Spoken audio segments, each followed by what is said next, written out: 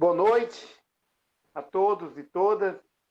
Mais um ao vivo do nosso mandato, que óbvio que em épocas de pandemia a gente tem utilizado esse meio remoto e é importante e necessário, porque eu tenho dito sempre que foi freio de camburão em tudo, mas as coisas seguem e continuam, né? Mas quero já cumprimentar os nossos espectadores que já estão aqui entrando, sejam bem-vindos, é sempre um prazer, nos deixa muito feliz contar com o acompanhamento de todos. Mas todas à noite, quando da nossa live, o nosso ao vivo, o prazer que tenho de principalmente cumprimentar e já agradecer aos nossos convidados que estão aqui nessa noite para a gente debater a crise econômica e social e os impactos sobre a classe trabalhadora, né? E principalmente meio que o desafio de como superá-la.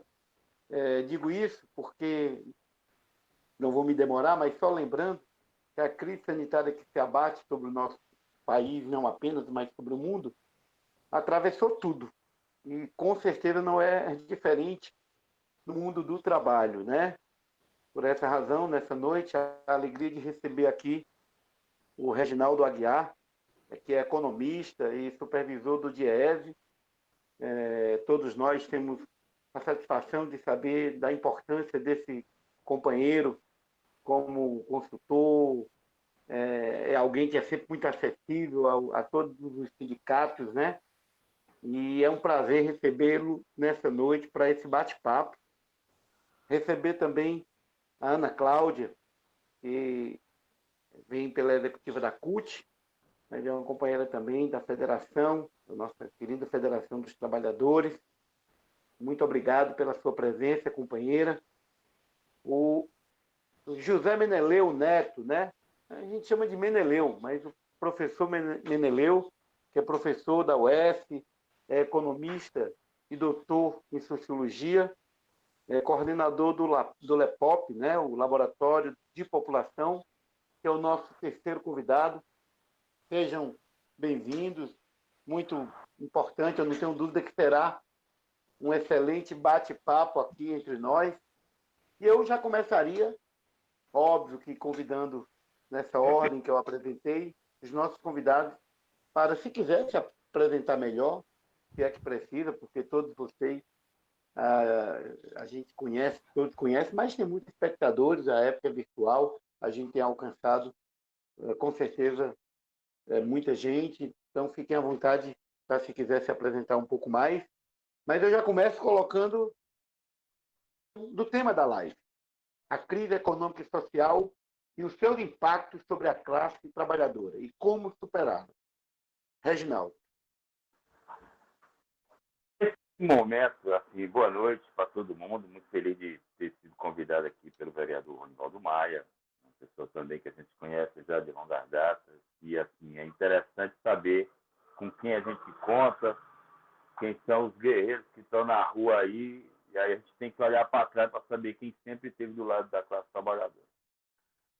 Meneleu, que é uma pessoa que eu amo, Maria, gosto demais, um dos professores mais qualificados que eu conheço no Estado, um grande economista, e a Claudinha, que é uma grande amiga já da FETRAC e da Executiva Estadual da CUT. Eu começaria nossa conversa localizando, assim, comentando com as pessoas que momento estranho, que particularmente eu não sou um cara jovem, mas eu nunca vivi. Nós estamos tendo quedas no PIB, né, estimativas para esse ano no PIB no mundo, que são coisas da ordem do seguinte: África do Sul, menos 8, Estados Unidos, menos 8, Alemanha, menos 7,8, Canadá, menos 8,4, Brasil, estimativo do FMI, menos 9,1, França, menos 12,5, Itália, menos 12,8, Espanha, menos 12,8. Dá quase para dizer que o mundo vai desabar em 2020. No caso brasileiro, e quando a gente pega outros países também, a gente vê as taxas de desemprego disparando Em termos de Brasil, estima-se que deve entrar em torno de 4 milhões de desempregados, ou seja, a gente tinha 12, 13 milhões, entrou mais 4, vamos para 17, 18 milhões de pessoas desempregadas. Na outra ponta, todo o arcabouço jurídico de sustentação de emprego, direitos e etc., depois do golpe da presidente Dilma, desabou. Desabou. Né? A informalidade dispara, o PIB cai significativamente, ao lado de uma agenda neoliberal absolutamente surreal. Então, nós temos uma crise econômica monstruosa, nós temos uma crise sanitária da envergadura da gripe espanhola do começo do século XIX, e, em alguns países, uma crise racial, do porte dos Pantera Negra de 68. A diferença é que nós estamos com as 3 crises juntas. É a crise perfeita. Uma crise ambiental, sanitária, uma crise econômica do porte da de 29, e em alguns países ainda com problemas raciais importantes, como a gente viu nos Estados Unidos, e que acabou indo para a Europa e etc. Então, assim, temos um desafio absolutamente enorme. Para mim, é uma coisa muito nova, porque essas crises que eu estou comentando aqui, a gente teve um momento separado, agora juntou tudo de uma vez e lançou um desafio assim, significativo para que nós superemos mais essa. Eu queria começar por aqui, para ouvir os demais. Muito obrigado por essa introdução, professor. Com certeza, aliás, todos nós, óbvio, sabemos que essa não se impôs apenas para o nosso país, o mundo aí se deparou com esse enfrentamento, com essa situação, esse contexto, né, da crise sanitária, por desdobramento, naturalmente, todas as economias do mundo foram afetadas nesse mundo globalizado. É óbvio que todos serão afetados, mas no Brasil a gente sabe que nós já vínhamos numa crise, e é nesse sentido que eu quero ouvir a Cláudia, porque nós já tínhamos instalado, principalmente a partir de um ajuste que o governo brasileiro tem feito desde o Temer, que é colocar a conta nas costas da classe trabalhadora, retirada de direitos. A gente se deparou, ainda no final do governo Temer, com muitas maldades, né, com relação ao mundo do trabalho.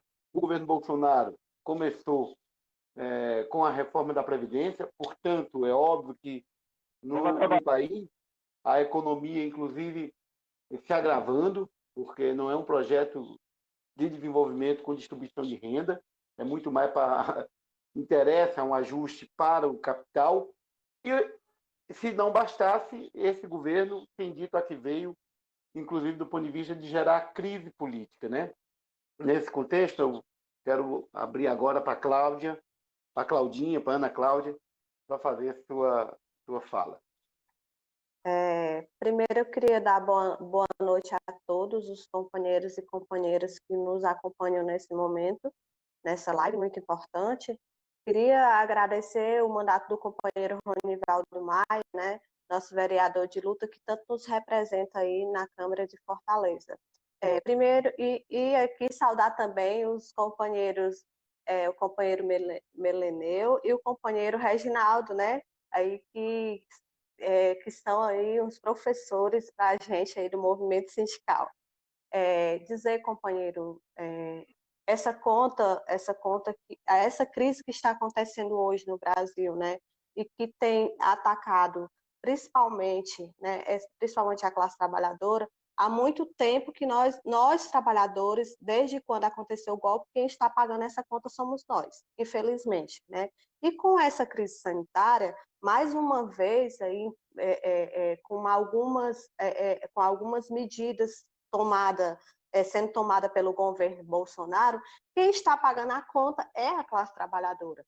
É bem nítido aí que a gente sabe, o companheiro Reginaldo apresenta números aí da questão do desemprego depois da pandemia, né? E não só agora, depois da pandemia, mas antes, desde quando o golpe foi implantado no Brasil, né? Então, assim, é uma fase complicada para a classe trabalhadora que nós vivemos, mas é uma fase que nós sindicalistas e formadores de opinião, estamos aí todo dia nas bases, né, conversando com a classe trabalhadora, informando a classe trabalhadora, dizendo conversando com eles para que veio esse governo, né, que está aí mostrando, aonde a gente sabe que parte dos trabalhadores, né, os que não foram demitidos, estão com seus contratos suspensos, né, por uma MP da morte aí apresentado pelo governo Bolsonaro. Então, assim, é complicada essa fase que nós vivemos hoje diante de todo o processo aí de pandemia, né? Mas a CUT está aí nas redes sociais, dialogando com os trabalhadores, informando os trabalhadores do que está acontecendo. Nós estamos visitando as nossas bases, conversando com esses trabalhadores e dizendo para eles a realidade do que hoje, o porquê que nós estamos passando isso hoje, né? Então, assim, é bem importante e que os trabalhadores, e parabenizo mais uma vez o mandato do Ronivaldo por essa live, sabe, Ronivaldo? Porque é bom a gente estar informando os trabalhadores do que está acontecendo, porque tem muitos trabalhadores hoje ainda muito leigo, né, que não sabem qual é a realidade da reforma trabalhista, o que representa essas MP, a 927 a 936, imposta aí pelo governo Bolsonaro. Então, assim, é todo um cenário político, né, que ataca mortalmente a classe trabalhadora. Então, assim, a luta da gente é árdua, mas eu tenho certeza que por um momento que a gente está vivendo, mas eu tenho certeza que a classe trabalhadora vai continuar aí de pé, né? E a gente vai sempre estar junto nessa caminhada. É isso, companheiro. Obrigada, Claudinha. Seja bem-vinda. Obrigada. Para nós, a certeza de que a voz dos sindicatos, dos trabalhadores nessa live não poderia faltar. E para a sua abertura, a sua primeira participação, professor Meneleu Neto, uma palavra. Bem, inicialmente quero saudar também os companheiros, né, o Reginaldo. Que bom, né, Reginaldo? Nós nos encontramos aqui para esse debate. Obviamente, o vereador Ronivaldo, que promoveu esse encontro, Ana Cláudia, da CUT, é sempre importante ter o posicionamento de quem está na frente de luta, né, do ponto de vista das relações capital-trabalho. Eu vou seguir um pouco na linha do Reginaldo, só acrescentando algumas questões. Eu acho que é importante que, nesse momento, em primeiro lugar, é um momento para que a gente faça uma reflexão profunda sobre várias coisas. Certo? Não dá para pensar nos velhos clichês, nos velhos jargões. Essa situação atual, ela, como o Reginaldo pontuou muito bem, eu acrescentaria de maneira mais geral, que ela é extremamente singular. Né? Não só pela convergência de fatores, né, adversos, mas pela gravidade. Vejam só, se nós tivemos várias crises do ponto de vista do processo de acumulação de capital, essas crises são inerentes ao próprio sistema, né, contemporâneo da economia dominante no mundo, né, economia capitalista. E essas crises, elas vão e vêm, umas mais agudas, menos agudas, e vários mecanismos ao longo do tempo, né, foram pensados para lidar com essas crises. Na fase atual, o que se vê, além dessa singularidade, ou seja, é uma situação que não havia acontecido ainda na história, né, eu digo, dos últimos séculos da história do capitalismo. Nós tivemos guerras mundiais, nós tivemos crises econômicas, né, de depressão profunda, nós tivemos vários processos. Nós, na verdade, estávamos vivendo ainda as consequências de uma grave crise que atingiu o centro nervoso do sistema de acumulação de capital em nível mundial, né, sobretudo na sua face financeira, ou seja, nós vivíamos ainda um ciclo indefinido de recuperação em relação à crise de 2008, né, que vinha se arrastando e, obviamente, afetou fortemente o Brasil. O Brasil viveu uma fase de expansão, né, em grande parte, ocupando um espaço na expansão que ocorreu na economia mundial pré-2008, sobretudo a partir da exportação de commodities e, obviamente, de políticas internas, né, que foram adotadas no sentido de fortalecer o mercado interno e ampliar a capacidade de consumo, sobretudo dos segmentos de renda mais baixa, através da valorização salarial, do salário mínimo, o crescimento tremendo do emprego formal.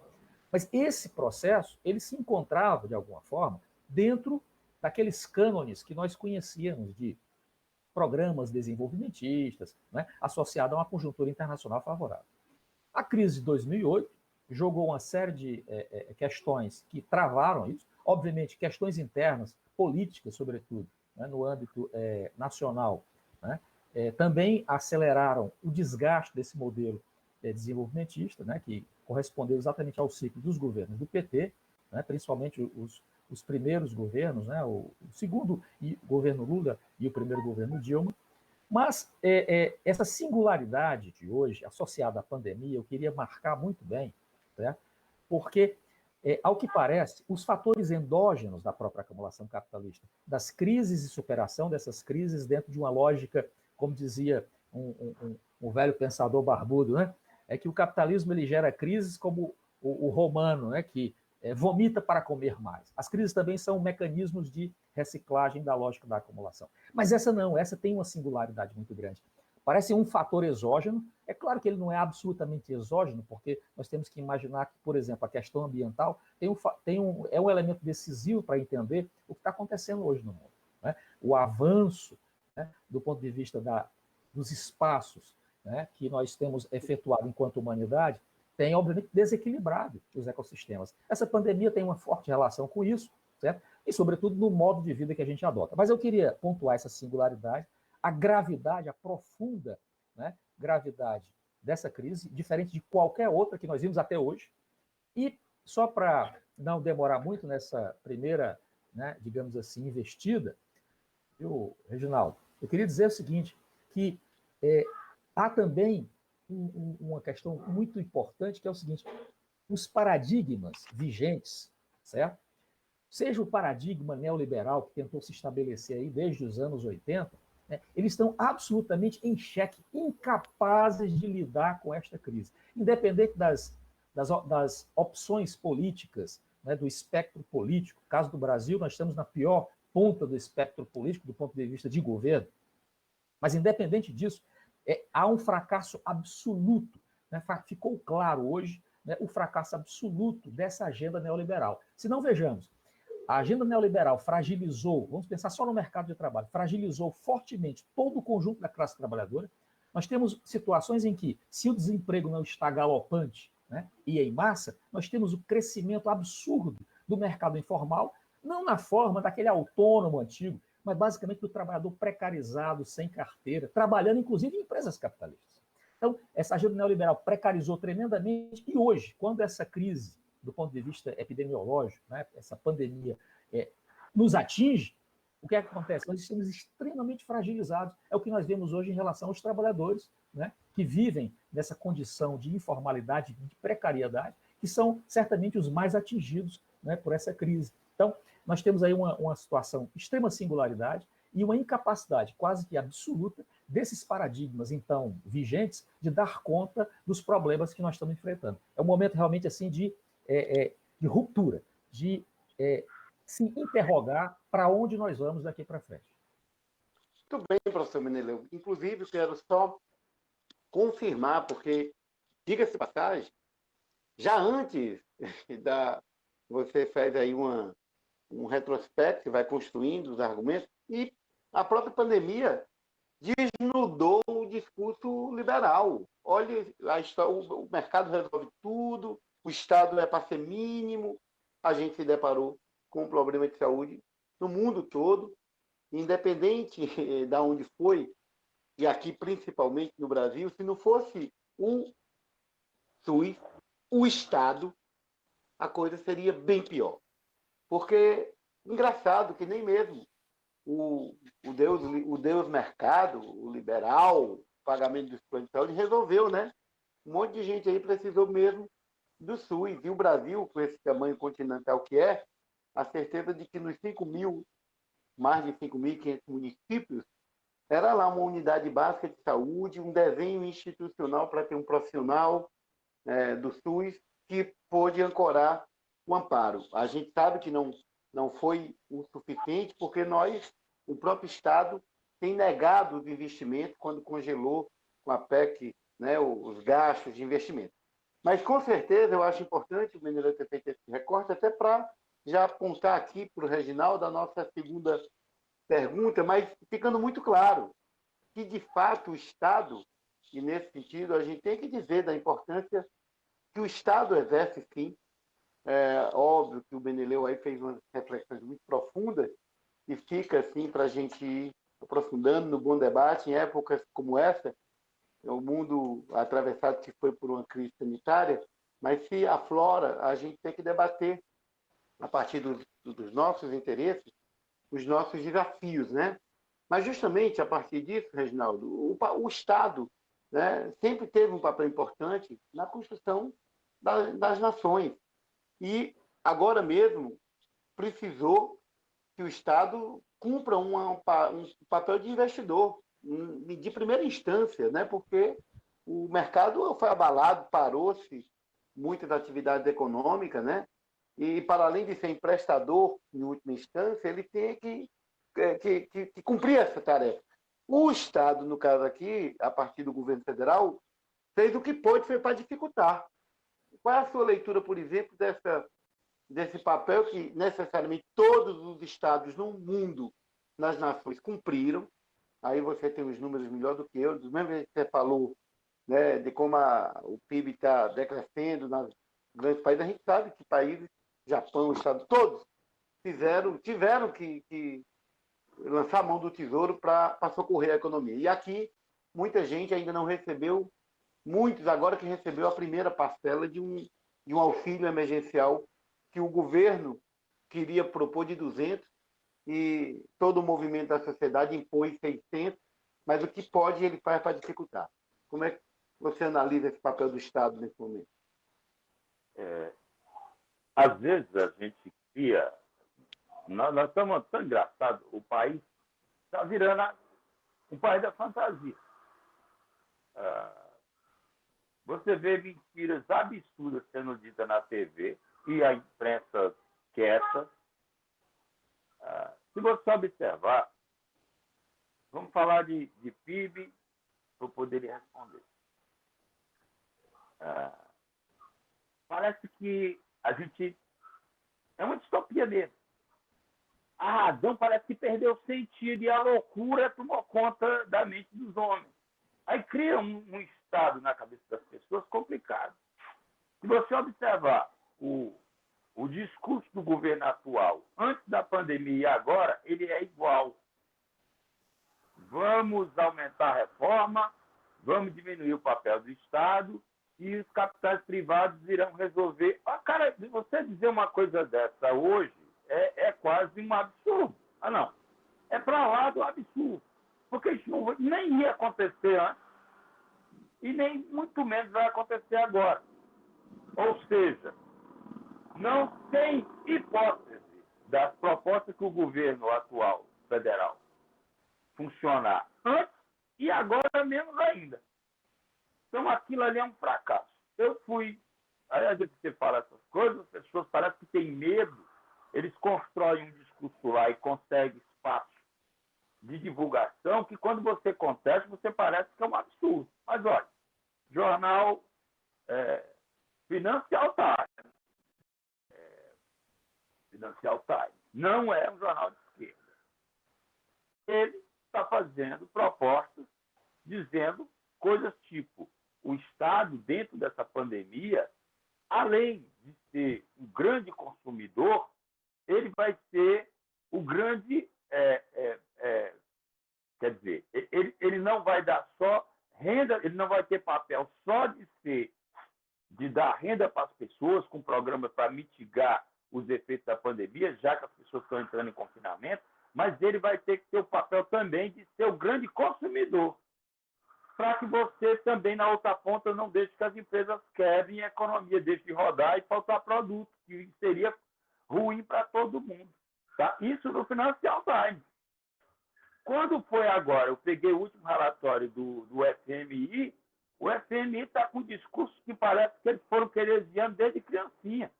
Aquele discurso nunca foi do FMI, mas o próprio Fundo Monetário Internacional, ele vem com proposta dizendo que o ente público tem que ter um papel mais ativo e sobre dívida pública, rolar, eu estou achando muito parecido como quando a gente vai para a negociação, e muitas vezes você vê sindicato quando o patrão chia lá para dizer o que é isso, mas isso aqui vai aumentar custo.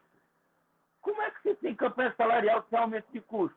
Aí eu noto que às vezes os meninos ficam com medo de dizer que vai aumentar custo. A dívida interna vai aumentar, ela tem que aumentar. Isso aí a gente resolve depois. O que você não pode é limitar e deixar acontecer o que eu acho que está acontecendo.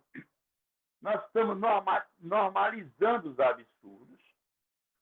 Nós estamos achando razoável morrer 1.200 pessoas por dia. Nós estamos achando azar de quem morreu. Infelizmente, quem morreu. Já vamos para 67 mil pessoas mortas no país. E você está normatizando e banalizando uma coisa absurda dessa, achando que isso está perfeitamente razoável, quando isso não é verdade. Então, a iniciativa privada não tem como fazer esse milagre agora. Ela já estava, e aqui tem um dado interessante. O banco de dados do FMI, ele, além desses prognósticos, você tem também como fazer uma série de longo prazo.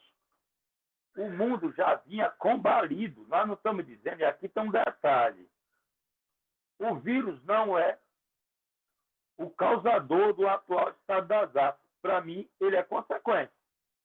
Porque a gente, de 2008 para cá, nós não superamos a crise de 2008. Os países do mundo vinham crescendo 1, 2, 1,5. O único que estava com desempenho um pouco mais razoável era os Estados Unidos e, notoriamente, a China. O resto, a União Europeia, Itália, Japão, Brasil, Canadá, todo mundo, Espanha, todo mundo com crescimento absolutamente medíocre. Porque, a bem da verdade, nós não conseguimos superar a crise de 2008. O que aconteceu foi um excesso de liquidez e de crédito liberado para esses governos e companhias ao longo desse tempo. Você financiarizou, quer dizer, a solução para a crise de 2008 não foi aumentar a produção, rentabilidade de empresa no setor real, ela foi em cima do setor financeiro. Se capitalizaram para ir vivendo, né? Então elas não tinham como crescer mais, você não via a economia real crescendo, você via só na esfera especulativa, e quando foi, até porque o capitalismo perdeu o limite, os impactos ambientais deram no que deram, apareceu aí o coronavírus, que era uma coisa que os especialistas já analisavam e já falavam dos seus riscos. Alguns países já tinham essa preocupação, conseguiram se prevenir melhor, como, por exemplo, a Alemanha.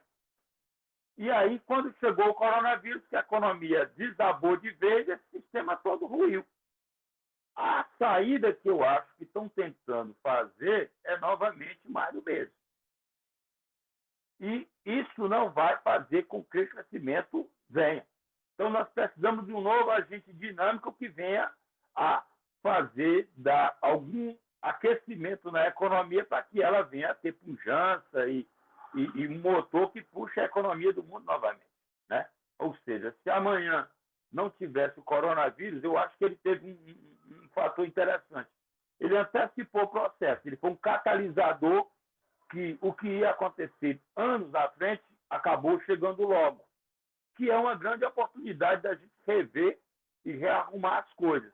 Infelizmente, o Brasil está perdendo essa possibilidade de ativar setores, até nessa questão ambiental também, que é um espaço importante, nesse complexo de saúde, que no caso brasileiro tem uma vantagem. O complexo de saúde nós já temos. Sabe por quê? Por conta do SUS. O SUS está virando nossa salvação. O SUS, por conta do SUS, nós temos que ter um complexo de saúde distribuído no país inteiro, o que outros países não têm. Então, se a gente for puxar por aí, no sentido de fazer com que a gente venha a produzir internamente esses produtos que são feitos fora, né? Puxa vida, nós estamos importando máscara, cara. Tem muita coisa que dá para a gente fazer aqui e que dá bunjança para o mercado interno, mas aí as concepções estranhas que têm sido dadas não tem permitido você aproveitar uma questão amazônica dessa, o potencial enorme que tem ali, que já há tempo se falava, também perdido, não, vamos queimar, tocar tudo, e outra, pelo que estão falando, não é nem para você tirar a mata para plantar soja ou plantar grama para boi, não. A grande questão é especulativa. Eu vou pegar essas terras aqui, vou cercar, vou dizer que é minha, deixa o tempo passar, com o tempo passar ela se valoriza e eu vendo. Esse que está sendo o grande motivo das queimadas que está se vendo para lá. A ministra agora disse, olha, o agronegócio de gado não precisa da Amazônia para crescer. Durma-se com a dessa. Realmente, Reginaldo, você, aliás, a gente aqui observando essa sua diagnóstico aí, a gente vive o que dizer, né, irmão? Mas quero aqui aproveitar para passar para a Claudinha, obviamente que a partir aí dessa, lembro que a gente fez também, a gente sabe que os trabalhadores, no meio de tudo isso, e ela já denunciava, né, que os ajustes sobram sempre para a classe. Aliás, quebra a corda sempre do lado mais fraco. Eu fico aqui lembrando, Claudinha, sei disso porque acompanho a luta que vocês têm. No começo dessa pandemia, você tem uma ideia, alguns segmentos, aproveita e me diga como é que está, os meninos lá do sindicato, né, olha, agora me deu um branco, assim, os nossos companheiros trabalham com essa coisa da Oi, né, telemarketing. Você lembra, Sim. né, a situação do trabalho de muita aglomeração, e eu me lembro de você, junto com o sindicato, fazendo enfrentamento para justamente haver um mínimo, porque na lógica do capital, já naquele momento, esse setor ficou contemplado por se tratar de telecomunicações, né? E eu me lembro bem, logo no início, aquela preocupação do sindicato, dos trabalhadores, porque, em se tratando do interesse Sintratel, me perdoe, porque a gente nossos companheiros que a gente conhece. Mas como é que o sindicato, como é que o sindicalista do movimento tem enfrentado também as contradições que o mundo do trabalho sempre impuseram para o trabalhador em épocas da pandemia? Isso se agravou, né? Bem, Ronivaldo, o Sintratel tem tido uma preocupação muito grande com esses trabalhadores, porque são trabalhadores que a gente sabe que trabalham num ambiente fechado, né? Com muita aglomeração, porque tem empresa que tem de mais de 200, 300 trabalhadores no ambiente, e o sindicato procurou no começo ver aí como é que fazia para ajudar esses trabalhadores, para ter o distanciamento, né, e tudo. Conseguimos aí, algumas empresas se adaptou aí essa questão do distanciamento, colocando os trabalhadores um pouco distante uns dos outros, colocando álcool em gel. O sindicato fabricou aí máscaras para esses trabalhadores e saiu nas empresas distribuindo para conscientizar os trabalhadores com cuidado, né, de se prevenir. Então, é uma luta muito, muito grande, muito árdua, né?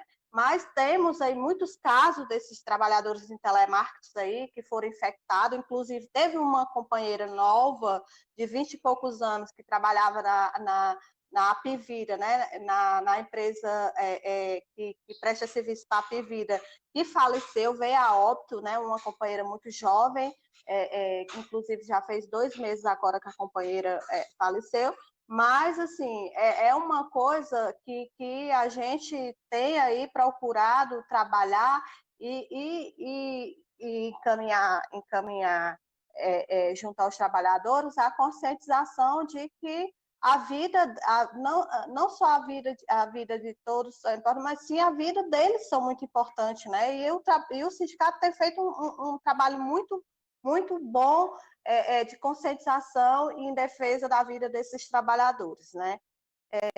E voltando aqui para a questão do auxílio emergencial, né, companheiros? Essa questão, todo mês, um auxílio emergencial que era para vir para ajudar as pessoas, tem se tornado, tem dado dor de cabeça para as pessoas que precisam, né? Porque todo mês é uma coisa diferente, todo mês o governo apresenta aí uma pauta diferente para as pessoas poderem sacar esse dinheiro. Como é difícil para conviver, né? Para se manter vivo, para sobreviver com um governo desse hoje, né? Porque a gente vive uma crise aí sanitária, a gente vive uma crise econômica terrível e um governo que era para ajudar as pessoas a sobreviver, a se manter, o Estado fazer o seu papel, né, e deixa a desejar demais, não ajuda. Todo mês tem pessoas agora que para receber a terceira parcela, só vai receber daqui a 2 meses, né? Quer dizer, não, porque ele pode usar aí, ele pode usar aí o Caixa Tem, né? Ele pode usar o aplicativo dele para fazer compra. E aí eu fico me perguntando, imaginando, aquela pessoa que está lá no interior, né? Ou aqui mesmo na capital, que não tem um celular para baixar um aplicativo para poder usar esse dinheiro, né? Como é que ele vai fazer? Vai esperar daqui a 2 meses para poder comer, para poder pagar uma conta? Então, assim, esse governo dificulta muito, ele sempre mostrou para que veio, né? Então, ele veio mesmo para acabar com os direitos dos trabalhadores, ele veio para dificultar a vida da população brasileira, e isso é mostrado todo dia na mídia. Então, é importante que a gente esteja todos os dias mesmo nas redes sociais, onde os espaços que a gente puder, estar debatendo e dialogando com as pessoas a respeito desse governo e mostrando para que ele veio, porque coisa boa até hoje ele não trouxe para nós, não. Até hoje ele só apresentou coisas ruins mesmo, de verdade, né? É uma pessoa que não respeita desde o começo aí, que nunca respeitou o distanciamento social, né? Ele não respeita, ele não usa máscara, é uma pessoa que não tem assim, digamos que ele nunca respeitou, ele não respeita nem as vítimas que já se foram, né? Não respeito nem as vítimas que já se foram. Então, assim, é muito complicado hoje a gente conviver com esse governo. Mas continuo dizendo que o que não falta é coragem para a gente derrubar esse governo ilegítimo, porque a gente sabe muito bem como foi que ele foi eleito, né? À custa de mentiras, à custa de fake news. Então, nós estamos dispostos, e eu tenho certeza que toda a população brasileira vai tirar esse governo do poder, né? Que é o que a gente espera todo dia, né? Todo dia a gente espera que isso aconteça. É isso, Ronivaldo. Muito bem. Aliás, a gente lembrando aqui aos nossos espectadores, agradecendo aí a participação do Victor, da Lana, da Lia, João Aglaílson por aqui passando. Tem muita gente passando pelo Instagram, e eu também agradeço o Taldo aí, eu sei que muita gente dá alô, mas a gente está transmitindo pelo link do Meet, eu não estou podendo acompanhar os comentários do Instagram, mas nós estamos simultaneamente nessa noite pelo Instagram e pelo Facebook, debatendo a crise econômica e social, os seus impactos sobre a classe trabalhadora e como superá-los. A Claudinha já deu aí um horizonte, um rumo, né? Fora Bolsonaro, né? No sentido da luta que está começando a se construir, até porque o governo, de fato, vai na contramão de tudo que... é muito obscurantismo, né? É um meu que culta a estupidez e a ignorância. Mas eu não quero introduzir esse tema para outra rodada. O professor Meneleu, para as suas considerações nessa segunda rodada, que ele mesmo introduziu quando terminou a primeira, destacando aí essa questão do Estado, desse mercado, papel do Estado e como é que ele analisa isso. Certo. Eu vou novamente, eu fiquei na sequência, né? Digamos assim, para fechar os blocos, fiquei numa posição, num certo sentido cômoda, no outro sentido problemática, e eu vou aproveitar também um pouco, vou surfar um pouco, né, nas intervenções anteriores, tanto da Ana Cláudia como do Reginaldo. Eu queria dizer o seguinte, que é muito importante a gente estabelecer uma conexão entre o fracasso da agenda neoliberal, que não é apenas o fracasso da agenda liberal no momento presente, ou seja, essa agenda que se impôs ao longo das últimas décadas no mundo, né? E o momento atual é um momento de ruptura, né, em relação à continuidade dessa lógica. Ela se mostrou absolutamente inviável, né, diante dos desafios que se enfrenta atualmente. A primeira coisa é essa. Mas é importante dizer o seguinte, do ponto de vista das formas, né, que a política vem assumindo com a emergência da direita e da ultradireita, né, embora isso não seja, digamos, uma novidade, mas de modo algum nós podemos comparar, certo? O conservadorismo tradicional com essas formas que tem assumido, não é, o discurso, né, de direita e ultradireita. E é bom lembrar, embora a história não se repita, né, a não ser como farsa, mas o fato é que a emergência dessas formas de governo, com todos esses atavismos e coisas estranhas que acontecem, tem muito a ver exatamente com a crise, né, com a crise que assola a forma da sociabilidade, né, moldada pelo capital. A gente não pode esquecer, quando nós falamos, né, no conceito de capital, ao falar de capitalismo, eu prefiro falar do capital, isso não é apenas uma relação econômica, é uma forma de dominação social. Certo? É uma forma específica de dominação social que espalha, digamos assim, os seus tentáculos em todas as direções. Então, o que ocorre? Assim como o fascismo da década de 20, 30, né, que desandou num conflito global, certo? Ele emergiu juntamente com a crise de um modelo específico, na época um modelo liberal de organização, do regime de acumulação liberal que era hegemônico, né, nas economias capitalistas. O fracasso desse modelo, o fracasso dessa agenda, implicou, em grande parte, né, no sentido de manter a lógica da acumulação de capital, com a emergência de governos fascistas, que são governos capitalistas, certo? Embora tivesse um discurso, né? Mas você fala desse contexto de uma ofensiva conservadora, sim, no mundo.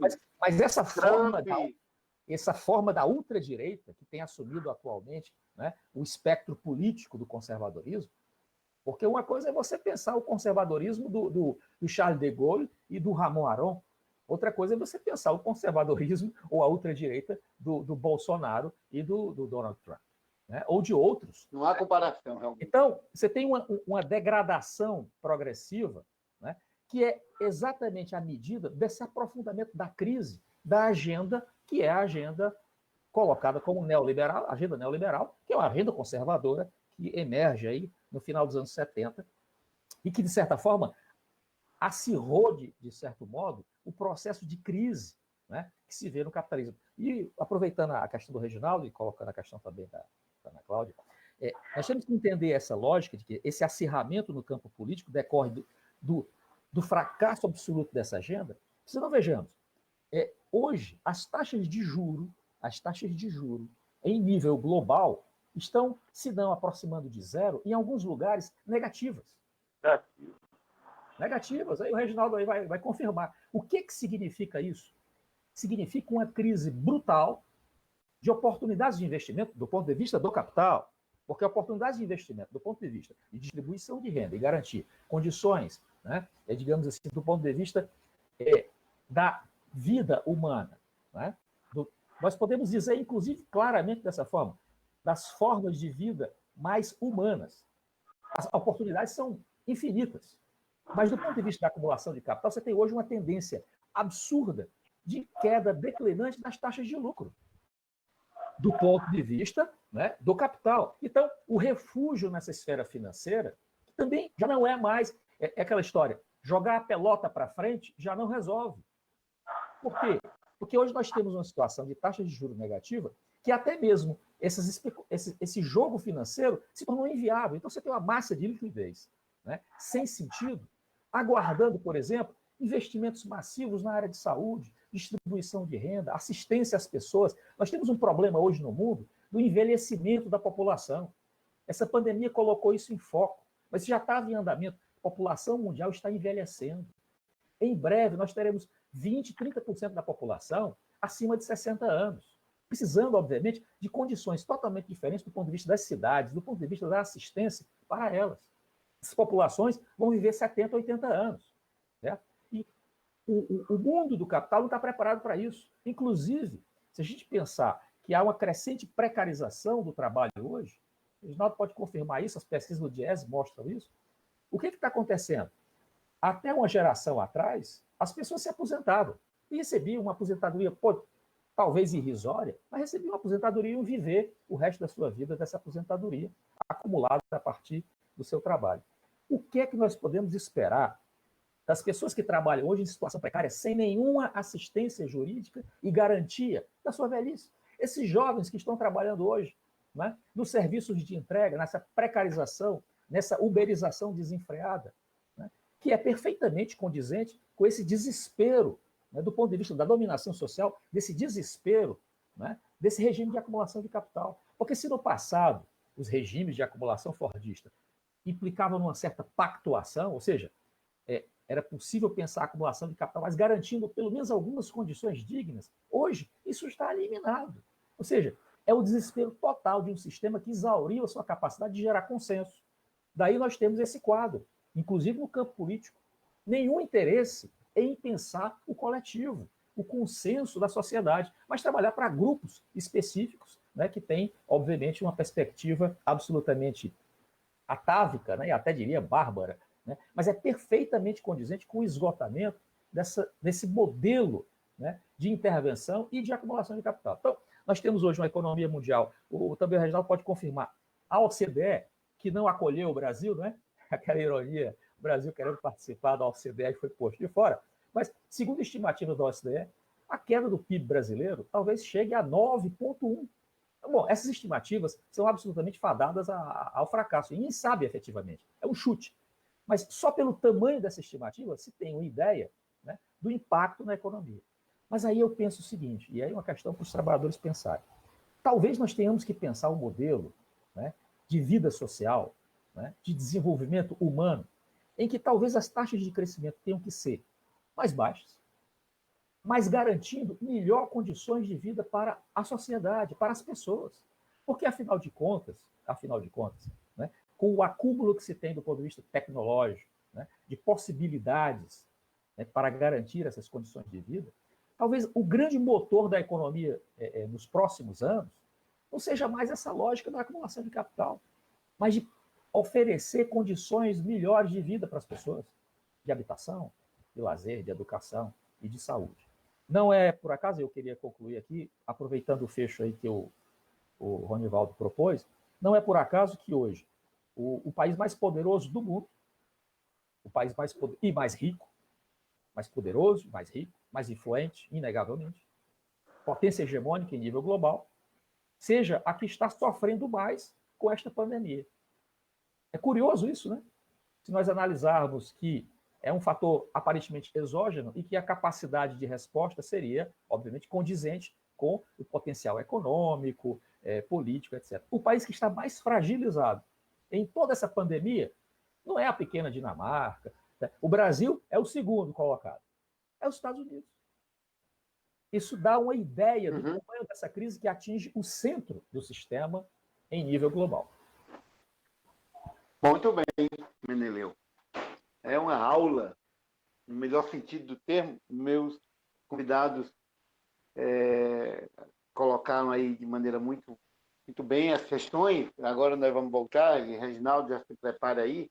Uma coisa vai puxando a outra. A ideia desse bate-papo, eu não tenho dúvida que, inclusive, a partir das falas, assim como o Meneleu revelava, você vai fazendo o link aí com um assunto. Portanto, Reginaldo, na verdade, eu estava também, quando você já tinha apontado, num determinado momento da sua fala, o impacto, né, no desemprego. Né? Na verdade, você tem uma ideia do mercado de trabalho, é óbvio que você já vinha sofrendo com a história do desemprego por conta do modelo de um desgoverno que não tem apostado no melhor formato de pensar o desenvolvimento para emprego, né? Eles fizeram a reforma trabalhista prometendo os empregos, aí depois a previdência. Eu não tenho dúvida, óbvio que a crise sanitária agravou tudo isso, mas a gente já vinha nessa mesma, lá no meu Tabuleiro do Norte, é o canto da perua, né?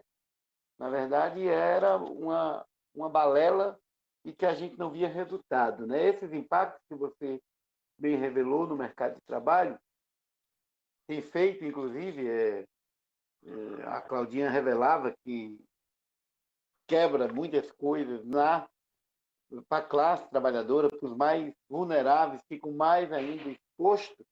O Meneleu começa a fazer uma reflexão de pensar um modelo aí, e ele colocou. Então, Reinaldo, a partir de tudo isso, passo a fala para que você, faça aí também. Eu tinha visto aqui uns números, mas é uma última pergunta que eu ia fazer, mas eu vou passar, vou deixar para daqui a pouco, tá? Meneleu, Reginaldo, é com você. Eu queria só aproveitar, antes de passar a fala, lembrar que nós estamos simultaneamente no Facebook e no Instagram. Óbvio que no Facebook a gente tem tempo livre, mas no Instagram nós só temos mais 7 minutos. Mas, ao cair, óbvio, venha para o Face, porque a gente continua aqui com os nossos convidados. Mandar um alô para o professor Antônio Carlos, que parabeniza aqui pelo debate da noite. Reginaldo. Vou falar aqui, porque no computador aqui do lado, eu estou olhando aqui um negócio aterrador. Você vem, como a gente estava comentando, sobre PIB, a taxa realmente a gente não sabe, mas eu vou fazer um estudozinho tranquilo. A previsão inicial era 2,3. Aí, quando começou a história de pandemia, o Guedes vai ser 0,1 ou 0,01. Ele disse que é positivo, ele já sabia que ia ser negativo. A Fundação Getúlio Vargas disse vai ser 4,5. Aí passou-se mais um tempo, ela disse não, vai ser 5,5. O relatório Focus do Banco Central agora está em 6,5. E o FMI saiu com uma de 8. A OCDE, eu acho, foi com uma de... Não, foi a OCDE que saiu com uma de... Não, o FMI com menos 5,5. A OCDE, eu acho que saiu com 8. E o novo Outlook do FMI botou, ou foi da OCDE... Não, o Banco Mundial, World Bank, que saiu com essa de menos 9,1. Se vai ser 9,1, 10 ou 7, a gente lá na frente vai saber. Mas todo mundo concorda que a expectativa está cadente. Todas as expectativas estão piorando ao longo do tempo. Cara, não precisa ela ir para 50, não. Nesse patamar que está aí, o tombo já vai ser monstruoso. E o impacto nesse mercado de trabalho precarizado, que você citou muito bem, Ronivaldo, eu vou pegar alguns números no mundo aqui. O Chile está com taxa, em 2019, de 7,5%, a Colômbia 10,5%, a França 8,4%, a Alemanha é quem está melhor, 3,2%, o México 3,5%, Estados Unidos 3,7%, Brasil 11%, 12%, né? África do Sul 28%. Quando você vem para 2020, os números disparam. Quase todos, no mínimo 6, 4,5%, e indo a 33% na África do Sul, Estados Unidos 17%, e por aí vai. E com a expectativa para frente de piora. Ainda em cima das discussões que estavam colocadas, eu estava lendo um artigo do Paul Krugman, e ele mostrando que nos Estados Unidos, citando aqui o que o Meneleu falou, que os Estados Unidos, que é o centro do problema, a taxa lá é 25%. Né? Um número de desempregados monstruoso. Quando você compara as pessoas que estão requerendo o seguro-desemprego dele lá, com a crise de 29, a gente já passou assim, 3, 4 vezes o número de desempregados. Esse até é um dos fatores que gerou aquelas manifestações depois que mataram aquele cidadão asfixiado na rua, né? Então, lá está... Aí ele fez uma comparação. Ele disse, você sabe por que a taxa na zona do euro está na faixa de 7,5? Porque na Europa está tendo muito problema. Mas tem alguns países que estão com taxas não tão complicadas. Aí ele citou, você sabe por quê? Porque na Alemanha, na Itália, na França, você tem sindicatos, e esses sindicatos têm acesso pelas organizações para o local de trabalho ao conselho administrativo da empresa. Na hora que a crise chegou, o que foi que eles disseram? Vamos dividir esse prejuízo. Como nos Estados Unidos o ataque ao mundo sindical é absolutamente feroz, e aqui, Claude, na sua live... Aqui está indo no mesmo caminho, né? Temos que começar a trocar. Nós vamos ter que fortalecer. Aconteceu do Temer para cá. Nós temos que reforçar a posição dos sindicatos, ou nós estamos fritos. É difícil para a empresa dizer, para o governo dizer para a empresa A, a empresa B, que ela vá melhorar as condições dos trabalhadores. Essa tarefa é nossa. Nós é que sabemos fazer isso bem. E nós sofremos um ataque, perdemos financiamento. Essa coisa está tão grave que eu vi o Rodrigo Maia. Essa coisa eu vou dar uma alfinetada, viu? Rodrigo Maia virou nosso campo avançado. Isso é um absurdo. O nosso Che Guevara hoje virou o democrata. É o campo mais avançado que nós temos que parar para pensar no que é que nós estamos fazendo. Isso não existe. E ele colocando, olha, os sindicatos têm que ser reforçados e nós vamos ter que acertar como é que vai ficar o financiamento deles. Isso eu escutei dele, numa postagem no Twitter. Tá? Mas na Europa, como a gente tem organização para o local de trabalho, essas pessoas têm aceito, você mitigou, você conseguiu amenizar mais ou menos, não está tranquilo, mas você amenizou um efeito da crise econômica lá. Nesses lugares que não tem, é queda livre, né? É queda livre. O caso brasileiro ainda tem um complicador. O Chico de Oliveira, o professor Chico de Oliveira, ele tem um artigo clássico, naquele do Ornitorrinco, em que ele cita uma questão do mercado de trabalho brasileiro, que ele diz que a informalidade já faz parte, ela já foi entranhada no modelo capitalista brasileiro. Por exemplo, o camarada é camelô, vai ali no comércio atacadista, compra alguns produtos ali, bota numa banca na calçada e vende. Eu acho que nós nunca vamos acabar com isso. Porque essa coisa já meio que foi absorvida pelo modelo, pelo mercado de trabalho brasileiro. Em outros lugares não tem. A gente aqui tem. Tá? Então, essa questão da informalidade, que é o mercado brasileiro a pede, que o Diese calcula, ela leva exatamente em consideração essas especificidades, essa heterogeneidade que tem no mercado de trabalho brasileiro, que outros países não têm. Estados Unidos, por exemplo, tudo lá é muito formalizado. Aqui tudo é mais difícil. Então, o mercado informal, ele tem uma capacidade de absorver alguma coisa, mas ele já está... Aí você vem. Agora, PJ vira moda. Então, você tem trabalho em tempo parcial, o IBGE já está calculando que as pessoas que estão querendo trabalhar mais, estão trabalhando menos horas. Quando você soma isso com desempregados, chega a quase 50% da força de trabalho. A remuneração desaba. As garantias até de norma com a segurança estão sendo questionadas pelo governo.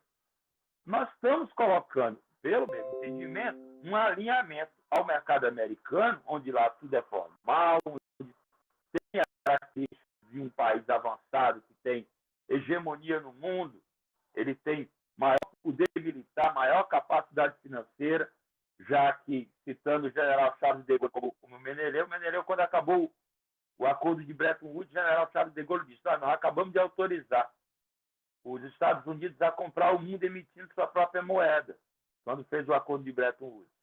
Então, eles são donos da gráfica, eles que fazem o dólar. Então, tem hegemonia financeira, militar e tecnológica. Nós não temos nada disso. Nós não somos um país hegemônico, nós somos um país periférico. E nós não temos como flexibilizar o mercado de trabalho todo e achando que fazendo isso aqui nós vamos ficar igual lá. Isso é um absurdo. Não vai acontecer nunca. A inserção brasileira no mundo é diferente. E você vê um governo absolutamente, do meu entendimento, disfuncional, onde ele não tem proposta, não tem modelo, não tem projeto, não tem nada. Ele tem só um alinhamento. O que for para os Estados Unidos a gente faz. Isso nunca se viu, acho que país nenhum é capaz de uma loucura dessa. E a gente, quando olha isso só pelo perfil de um alinhamento, você começa a entender o desserviço que o atual governo está dando para esse país e que, no meu entendimento, tem sido deixado, ele ia longe demais. E muitos dos estragos que ele está fazendo lá na frente podem chegar a níveis irreversíveis, porque a economia não é soma das partes. Economia é um conceito mais complexo. Na hora que você destrói a indústria brasileira do jeito que as coisas estão, na hora que você, numa crise dessa, tira tudo quanto foi de direito de trabalhadores, para a gente reconstruir, remontar isso de novo, vai ser uma tarefa que nós vamos levar muitos anos. Mercado que se perde. Olha, que vantagem tem para esse país entrar na briga Israel e Palestina? O sacrifício que foi que o governo Lula teve, as críticas, olha, passava um avião, olha o Aerolula ali, para abrir mercado no Oriente Médio, para abrir mercado na África, e agora uma briga que não tem nada a ver com a gente entra pró-Israel, num alinhamento sem contrapartida nenhuma, e com um estrago monstruoso e uma irresponsabilidade que eu nunca pensei que alguém conseguisse chegando ao cargo mais importante do país, via fazer. Né? Então, eu acho que assim, as coisas estão ficando extremamente complicadas, isso não passa por técnica, não é racionalidade econômica que explica isso. E a sociedade brasileira já está passando da hora de dar um basta e começar a colocar o país nos trilhos, sob pena que a gente não vire um país absolutamente surreal, o Haiti, não vai acontecer porque eu acho que o Brasil é grande demais. Mas o custo que nós vamos ter por conta das irresponsabilidades que estão sendo colocadas no país agora, a geração que vem dos meus filhos, ela vai pagar um preço monstruoso. Muito obrigado, querido Reginaldo. Vossa Excelência sempre nos brinda com o aprofundamento das reflexões. Eu queria, inclusive, aqui saudar a quem entrou agora, um alô aí para o Zé Alves Coelho, já estava nos acompanhando no Instagram, e agora está aqui no Face, estava também parabenizando pelo debate. Eu queria aqui, se prepara aí, Meneleu, eu vou lhe passar a fala, na perspectiva de que nós já estamos com 1h10, então a gente vai assim, Ana Cláudia, vou inverter aqui as coisas, eu vou colocar assim uma reflexão que o Meneleu poderia começar para a gente já ir fazendo aí umas considerações, certo? Obviamente que no debate já aproveitar, para a gente chegar aí, estamos com... não, desculpa, eu pensei que estava com mais, já com 1h10, né? Mas vamos nós. O professor Reginaldo lembrava, né, dessa questão do desemprego. Eu não tenho dúvida que muita gente se desempregou um pouco antes da pandemia, e a pandemia gerou um quadro de desemprego. Estava ocorrendo, Meneleu, um debate por parte dos representantes dos trabalhadores, junto ao CODEVAT, sobre uma possibilidade, inclusive, de extensão de 2 meses no seguro-desemprego, né? Para quem perdeu o emprego no início e durante a pandemia.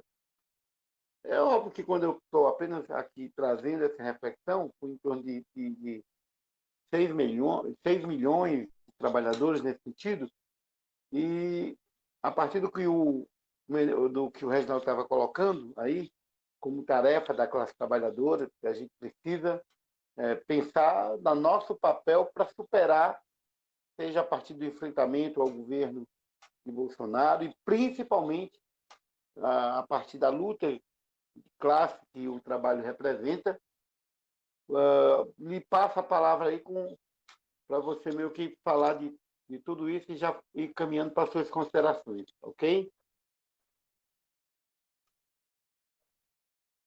Bem, Onivaldo, sendo bem objetivo. Sobre essa questão das parcelas do seguro-desemprego, sendo bem objetivo em relação a isso, eu acho que é uma questão que o movimento sindical tem que se mobilizar em torno dessa questão. Veja, o Reginaldo pode me complementar, porque ele tem também os dados sobre isso. O desemprego de longa duração, que é aquele que extrapola, né, 6 meses, e, na verdade, é o desemprego de mais de um ano, ele tem crescido muito e já há algum tempo, antes desse processo da pandemia. Certo? Então, o que acontece? A criação do seguro-desemprego veio com o objetivo de permitir que o trabalhador, numa situação de desemprego aberto, ou seja, ele perdeu o emprego, está em busca, né? Porque o seguro-desemprego ele tem essa característica, ele não atende, por exemplo, aquela ampla camada de pessoas jovens que estão em busca do primeiro emprego. E é outra dificuldade, outro problema muito grave, certo? A maior parte desses jovens estão entrando direto no processo de precarização, né, sendo aprisionados nessa lógica e permanecendo nela. Mas estamos falando dos trabalhadores que, digamos assim... Que eu diga esse movimento agora daqueles exatamente. entregadores de... nem vamos gastar tinta com isso, porque o movimento por si só demonstrou, né, o quadro, né, que o Reginaldo confirmou aí, ou seja, os países que avançaram na destruição das condições de proteção ao trabalho são os que estão sofrendo mais com essa pandemia. Certo? Mas, enfim, eu acho que isso já ficou claro. Mas, falando do seguro-desemprego, é óbvio que nós temos que pensar seriamente hoje em ampliar o número de parcelas de assistência ao seguro-desemprego. Primeiro, por um processo que já vinha de antes da pandemia, de um contingente muito grande de trabalhadores que estão na condição do desemprego de longa duração, de mais de um ano procurando trabalho e perdendo contato, inclusive, com as possibilidades de reentrada no mercado. Então, você tem uma situação de, primeiro, se o sujeito não tem nenhum tipo de apoio para buscar trabalho efetivamente, né? Essa questão às vezes é um pouco técnica, mas é bom esclarecer mais uma vez, não custa nada, nós técnicos, não é não, Reginaldo? Temos que fazer esse esclarecimento. Desemprego é procura por trabalho. Mas muitas vezes o sujeito fica desalentado e sai do mercado de trabalho. Olha, essa situação do desemprego de longa duração, que chega ao desalento, é uma das maiores catástrofes sociais. Isso tem um impacto direto na vida das pessoas, a estruturação das famílias. Então, o seguro-desemprego é um instrumento importantíssimo para assegurar que esse trabalhador consiga manter a procura efetiva por trabalho, certo? Em condições de encontrar um novo trabalho. Certo? A ideia de ampliar o número de parcelas é fundamental, sobretudo num momento como esse. Então, essa questão mais técnica, né, eu acho que é uma questão que é uma bandeira de luta dos trabalhadores. E aí, eu diria o seguinte, numa situação em que nós estamos, que é uma situação radicalizada em todos os aspectos, não cabe pensar de forma, digamos assim, medrosa, de forma acanhada. Os desafios são tremendos e exigem audácia. Literalmente, audácia. Audácia em repensar o que será os próximos anos, o modo de vida, audácia em pensar as propostas para combater esse quadro que está aí. Esse quadro, ele é, na opinião de um colega nosso, né, o professor Giovanni Alves, trabalha muito essa questão, sempre converso com ele, ele tem uma palavra para descrever o quadro atual: catástrofe. Ele está lançando um livro agora falando sobre essa catástrofe brasileira. Numa situação de catástrofe, você desarticula todas as formas, até as formas simbólicas, de entender como é que a realidade funciona. Nós temos que inventar uma coisa nova, né? Radicalmente nova. Quer dizer, nós estamos num momento realmente de pensar de forma audaciosa. Agora, isso não implica de forma assodada. Nós temos que fazer uma reflexão profunda, inclusive, sobre as nossas limitações, os nossos erros. Né? Quer dizer, eu acho que um desafio tremendo para os sindicatos, as estruturas sindicais que estão aí, tradicionais, basta ver esse movimento, né, que aconteceu agora, dos trabalhadores, né, de serviço, de entrega, enfim, o tremendo desafio de incorporar essas massas que estão longe dos sindicatos, incorporar de alguma forma numa luta mais geral. Eu lembro que há 10, 20 anos, né, nós víamos o fenômeno, né, dos panelaços, não o panelaço dos desempregados, querendo se articular de forma organizada, que vinha da Argentina. Né? Isso teve um impacto muito grande do ponto de vista político, parece esquecido, mas talvez seja a hora de pensar, não é? Novas formas de organização, de comunicação, de arregimentação, para mobilizar essas forças que estão fragmentadas. Porque a gente tem que reconhecer uma coisa: esse estado de coisas foi a vitória de um processo de fragmentação profundo do ponto de vista do mercado de trabalho e, consequentemente, da classe trabalhadora. Nós não podemos negar que, com toda a luta, com todo o denodo, né, do sindicato, das lideranças sindicais, os sindicatos perderam muito, né, do poder, do punch, né, do poder de punch, de força que eles tinham de 20, 30 anos.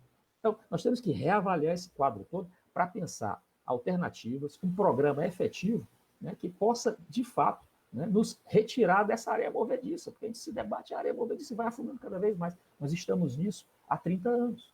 Então, esse é um momento de crise profunda desse paradigma neoliberal. É o momento de colocá-lo em xeque definitivamente e estabelecer um novo padrão para pensar o que será, né, a organização da vida social nas próximas décadas. Esse início de século está colocando uma radical questão para a nossa geração e para a geração que está aí na frente de luta, que é como pensar um mundo novo. Esse que está aí não dá.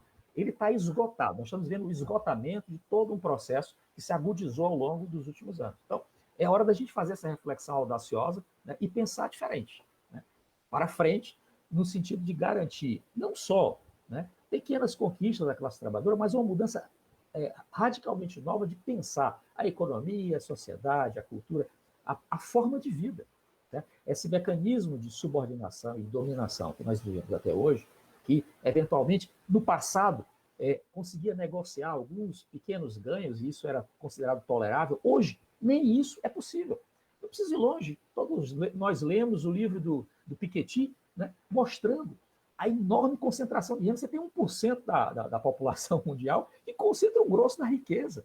Isso se agudizou. A exclusão, né, a segregação, o racismo que está em pauta hoje, né, essa questão que cresceu no mundo que se pensava ter superado esse tipo de mecanismo, essa barbaridade que está acontecendo em todos os campos, certo? Esse processo é o resultado disso. Não dá para pensar qualquer coisa, né, que não seja para superar todo esse paradigma que até hoje se impôs. Então, é hora de fazer um combate realmente muito efetivo nessa direção. É o que eu acho que seria a grande questão para se pensar hoje. Muito obrigado, professor Meneleu, por essas suas considerações finais, porque, de qualquer maneira, a gente já está num avançado e bom debate. Aproveito para, antes de passar para a Claudinha, fazer aqui o comentário do nosso espectador, Zé Alves Coelho, que diz, finalmente, isso aqui é um elogio direto para o professor Meneleu, um intelectual cujo discurso não se prende apenas ao diagnóstico do presente, mas que aponta caminhos para o futuro. Parabéns, professor Meneleu. Muito obrigado também, Zé Alves Coelho, por estar aí acompanhando o nosso ao vivo, o nosso debate. Passo a palavra para a companheira Ana Cláudia, da executiva da CUT, nesse debate de hoje à noite. Eu me senti muito bem representada aí na fala do professor. Gostei muito da fala, professor, muito, muito mesmo. É uma lição que eu vou levar para os debates dentro da federação e do sindicato e da CUT, né? Porque nós realmente precisamos aí abraçar essas categorias que estão aí soltas, né? E a gente precisa inovar, né? Inovar muito para que a gente continue aí avançando cada vez mais nas lutas. Então, companheiros e companheiras, o desemprego cresceu muito, né? Diante de todo o processo da pandemia, o desemprego cresceu muito, muito mesmo, né? O Reginaldo trouxe aí os números, né? E o Reginaldo sempre apresenta esses números, inclusive semana passada, há 15 dias atrás, o Reginaldo teve no encontro da Contrax e mostrou a realidade do que está sendo hoje o desemprego no Brasil, né? E a gente são dados preocupantes para a gente, né? E diante disso, claro que a informalidade tem crescido muito. E esses trabalhadores que hoje estão na informalidade, muitos deles estão aí se migrando para a uberização, né? Que são aí os trabalhadores de aplicativo, que são movidos pelo capital, né? Explorados pelo capital. Bem, assim, explorado mesmo a todo custo, trabalhador que não tem tempo para comer, que é naquela correria. Então, é aquele trabalhador que entregando comida, correndo a pé mesmo. Então, assim, estamos praticamente aí, voltando aí, os tempos aí da escravidão mesmo, aí, onde a gente sabe que esses trabalhadores estão muito explorados, né? E eu fico triste quando eu vejo um trabalhador correndo com aquela mochila nas costas para fazer uma entrega, para poder continuar ali trabalhando pelo aplicativo, porque se ele não cumprir o horário, né, se ele não correr e não cumprir o horário, ele perde ali pontos no aplicativo e não pode trabalhar. Então, é uma necessidade dele trabalhar para sobreviver. Né? Então, assim, isso é preocupante, mas aí esses trabalhadores estão acordando, né? A prova viva foi essa aí, há 15 dias atrás, 10 dias mais ou menos, que foi o break dos trabalhadores de aplicativo. Esses trabalhadores paralisaram suas funções durante um dia inteiro, né? E aí cabe a nós, como o professor bem disse, cabe a nós, sindicalistas, do movimento sindical, saber como a gente vai abraçar essa categoria, porque é uma categoria escravizada, é uma categoria muito grande e nova, né? E são pessoas novas, são pessoas de várias idades, né? Então, cabe nós aí ver como a gente vai aí organizar esses trabalhadores aí nessa nova modalidade que está sendo imposta para a gente hoje dentro da classe trabalhadora, né? Então, assim, queria aqui agradecer, Ronivaldo, e dizer que a gente está sempre à disposição, tá, do mandato do Ronivaldo, né, aí da luta, e eu sei também que o Ronivaldo sempre está à disposição aí da gente, né, na luta, junto com a gente, um companheiro, assim, de todas as horas aí, de estar ao lado da classe trabalhadora, em defesa da classe trabalhadora, e dizer que a nossa luta continua e que a gente vai aí continuar aí lutando firme e forte ao lado da classe trabalhadora. E agradecer mais uma vez pelo convite de participar de uma live tão importante como essa. E, assim, adorei aí todo o debate do Reginaldo, do professor, muito bom mesmo. Para mim tem sido um aprendizado. Para nós também, Ana Cláudia, Claudinha, foi muito importante. Muito obrigado por você ter aceito o nosso convite e estar participando, representando os trabalhadores nesse importante debate que a nossa live faz.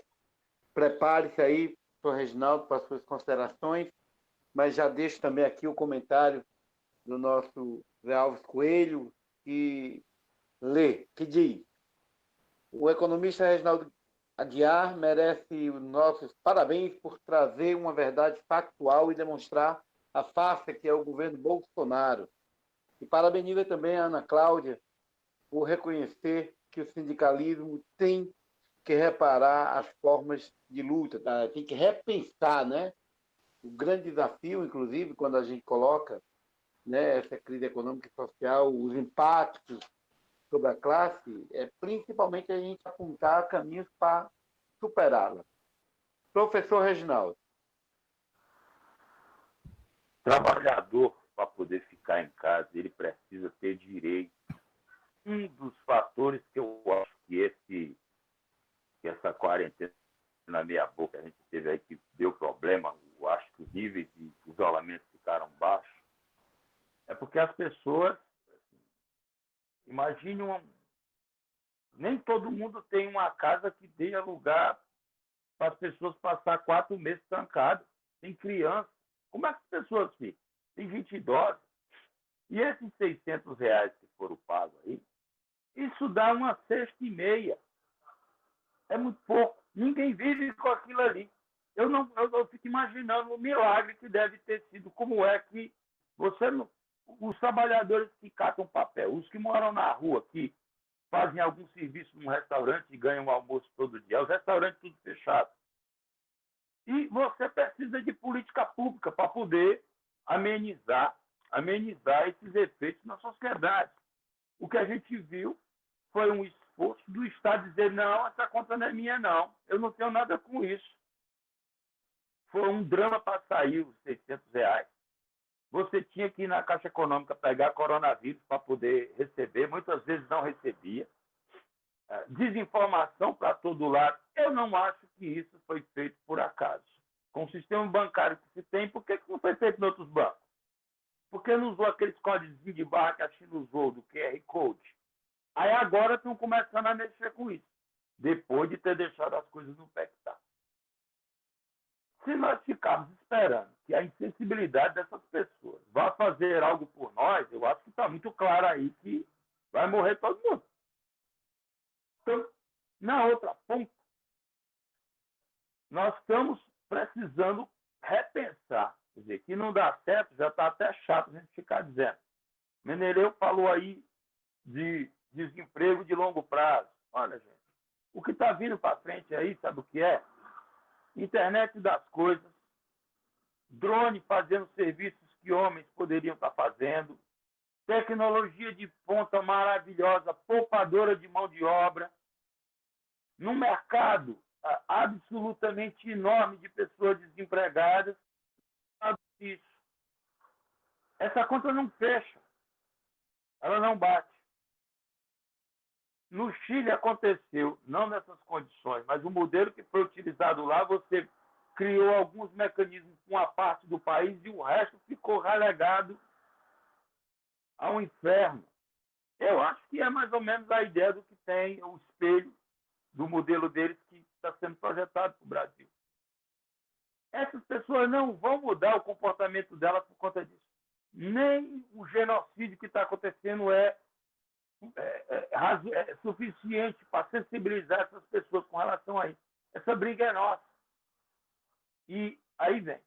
O mundo sindical, como o professor citou na fala do Ronivaldo, ele precisa repensar como vai representar essas pessoas, como é que nós vamos criar mecanismos. Por exemplo, agora que está passada a pandemia, deveria estar sendo criado programa de requalificação ou de qualificação de pessoas, pegar esses jovens, colocar para aprender, mas já colocando para aprendizado, em vez de ser uma escola dentro da fábrica. Existem mecanismos, o mundo conhece forma de como a gente ir preparando pessoas e qualificando-as exatamente para esse mundo mais produtivo que está vindo agora. Um dia desse eu estava fazendo uma discussão com o pessoal da construção civil, trouxe o professor da UFC, que é arquiteto, foi mostrar para a gente a tecnologia BIM. É em cima dessa tecnologia que o Wuhan, quando apareceu o vírus, a China fez em 8 dias 2 hospitais com 1.000 leitos. 2 hospitais com 1.000 leitos. Foi feito em 8 dias. Com a tecnologia que você monta tudo, prepara tudo fora, chega lá e monta. O Estado aqui já está exigindo que, para os editais, se não me engano, de 2021, as empresas, para se habilitar para fazer obra no Ceará, tenham que ter essa tecnologia, certificado de tecnologia BIM. Poupadora de mão de obra, uma obra que você levaria 2 anos para construir, você faz em meses. E, notoriamente, não é botando tijolinho. Bem, como é que nós estamos nos preparando para esse novo mundo? 2, você tem aí essa questão dos trabalhadores uberizados, dos entregadores e etc. E já tinha os camelôs e vários precarizados e trabalhadores informais, já estava aí. Quando se fala disso com o mundo sindical, o susto não... Até certas categorias, para poder representar trabalhadores terceirizados, elas têm dificuldade. Então, nós vamos precisar de mundo sindical repensar a sua prática, os seus pensamentos, o que é que a gente vai imaginar daqui para frente. Temos que criar mecanismos de organizar, e às vezes a gente chega no sindicato e diz que não pode, não, porque o trabalhador não vem, tá. Como é que o pessoal de aplicativo, de entregador, fez aquela greve lá em São Paulo? Bem menos condição de fazer. Agora você começa a ver o Galo, né? Paulo Galo, que é um dos líderes lá, um discurso qualificado, soube ganhar a sociedade, trouxe uma discussão, organizou essas pessoas, Como é que a gente que tem carro de som, tem algum dinheiro, tinha mais, hoje tem menos, a gente tem estruturas de auditórios, entendeu? Tem trabalhador, tem diretor liberado e nós conseguimos fazer a mesma coisa. Então, eu acho que aqui, nesse momento, também, assim como a gente está apontando o dedo para mostrar erro na economia, na condução, tem lições que nós precisamos tomar de como nós vamos reorganizar essa sociedade que mudou muito daquele modelo fordista e desse modelo sindical que era baseado no imposto sindical e que não vai voltar mais. Só nós, na América Latina, por exemplo, tínhamos aquela contribuição compulsória. Agora não vai ter. Então, necessariamente, nós vamos ter que, dado essas variações que o mundo trouxe, repensar nosso modelo, repensar aí o que é trabalhador. Então, por exemplo, eu sou um trabalhador de uma companhia, vou citar um caso que eu conheço bem, construção civil. Eu trabalho numa construtora qualquer. Eu sou trabalhador, tenho um registro, tudo bem. Eu trabalho no bairro. Sou trabalhador também, fazendo obras de reforma em residência. Eu também sou pedreiro. Por que o sindicato não vem me representar? Eu preciso de plano de saúde. Se eu for procurar vão me cobrar R$600. Se eu fizer um apólice pelo sindicato, o valor desaba. Eu posso cair de uma obra e me machucar. Eu preciso de seguro. Se eu for fazer um apólice individual, é caro. Você pode fazer um apólice pelo sindicato. Quem imaginou que trabalhador rural ia conseguir se organizar, que são bem mais difíceis de se organizar, não estão na fábrica, etc. A Petraes conseguiu organizar essas pessoas, tem uma instituição sindical fantástica que tem esse trabalho. O trabalhador não sabe se aposentar, mesmo sendo informal, pagando por fora. Por que o sindicato não orienta? Então, existe um espaço enorme, existem experiências internacionais enormes, em que eu acho que o mundo sindical, pelas estruturas que já tem, é que seria esse grande protagonista de pegar esses trabalhadores informais, qualificá-los, organizá-los, ver quais são suas pautas, como se organizar direito para essas pessoas e a gente fazer a construção do mundo mais justo. Tá? Essa é a minha esperança e ela não é fraca e eu quero dizer que eu estou muito contente de ter participado dessa discussão aqui com vocês e com saudade de repente, qualquer dia, poder encontrar cada um para dar um abraço. Obrigado.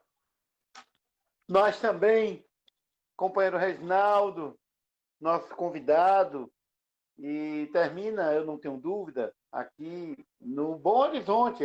A gente vê que já de algum tempo, né, o mundo vem, independente dos interesses que se colocam, é óbvio que o capital tem, e é tudo pensado a partir do seu objetivo do lucro, mas eu acho muito importante a gente, na fala da consideração dos três, a gente permitir ter certeza que a classe trabalhadora também é capaz de se ressignificar no sentido deste mundo, com as suas transformações. Uma coisa é fato: o papel de organizar o povo e dentro desse contexto dos trabalhadores sim, precisa ser protagonista, ter o protagonismo das entidades, numa tentativa muito oportuna da gente aprender a dialogar, conversar com o povo, para além de quem é ou não apenas sindicalizado. Né? Está aí a demonstração que o Reginaldo lembrava, que muita gente hoje é empurrado para a informalidade e continua sendo trabalhador. E nós não vamos organizar esse segmento? Devemos organizar. Os sindicatos sempre cumpriram esse papel. Né? Bom, eu, com essa fala do meu último convidado da noite, apontando, inclusive, com certeza, esse desafio, que é o que a própria live também deseja, né? A gente analisou, refletiu um pouco, né? E eu fico muito feliz e grato a todos e todas que acompanharam mais esse ao vivo, que debateu a crise econômica e social, seus impactos sobre a classe trabalhadora e, principalmente, o desafio de como superá-la, né? Muito obrigado ao Reginaldo Aguiar, economista e supervisor do DIEESE no Ceará, a Ana Cláudia. Fora Bolsonaro! A Ana Cláudia aí mandando seu último recado, de fora Bolsonaro. A gente nem se deteve muito ao debate, que é também necessário, da política, né? A gente viu mais os aspectos aqui, eu vou já fazer mais o convite, quem está nos acompanhando, aguarde que eu quero divulgar, mas agradecer a Ana Cláudia, da executiva da CUT, Ceará, ao José Meneleu Neto, economista e doutor em Sociologia, professor da Universidade Estadual do Ceará e coordenador do LEPOP. Eu estava dizendo, Cláudia, quando você lembra, o Fora Bolsonaro, e a gente tem visto aí os movimentos sociais que apresentaram nesse mês passado o impeachment, né? E tem todo o debate para se fazer, mas essa live dessa semana e a primeira da outra tinha o desejo, e aqui eu quero já convidar, nós discutimos hoje isso, a crise econômica e social, os impactos sobre a classe trabalhadora e como superá-la. E segunda-feira, já faço aqui o convite a todos e todas para a gente debater a crise econômica e seus impactos sobre as contas e os investimentos públicos. Como isso tem afetado e afetará mais ainda a população, com o professor Alfredo Pessoa e o economista e fazendário Lúcio Maia, que é presidente do Sintaf. Então, até segunda, nosso próximo ao vivo. Muito obrigado aos meus convidados. Obrigado a todos e todas. Até mais. Boa noite.